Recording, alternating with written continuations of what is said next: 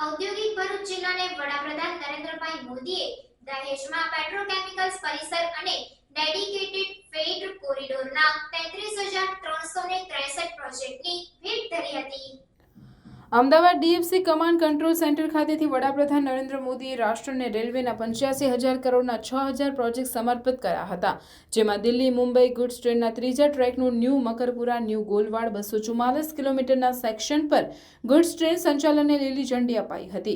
ભરૂચની નર્મદા નદી પરથી 120 કિલોમીટરની ઝડપે ડબલ ડેકર ગુડ્સ ટ્રેન 13,363 કરોડના ખર્ચે દોડતી થઈ જતા જિલ્લાના ઉદ્યોગોને ઝડપી અને સમયસર કાર્ગો ડિલિવરીની ભેટ મળી છે। તે ઉપરાંત દહેજમાં વડાપ્રધાને એલએનજીના 20,000 કરોડથી વધુના પેટ્રોકેમિકલ્સ પરિસરનો પણ શિલાન્યાસ કર્યો હતો, જેના નિર્માણથી હાઇડ્રોજનનું ઉત્પાદન અને દેશમાં પ્રોપલિનની માંગને સંતોષશે। સાથે જ દહેજમાં કાર્ગો ટર્મિનલ, અંકલેશ્વર રેલવે સ્ટેશને પ્રધાનમંત્રી જન ઔષધિ સ્ટોર અને વન સ્ટેશન વન પ્રોડક્ટ હેઠળ સ્ટોલનું પણ તેઓએ લોકાર્પણ કર્યું હતું।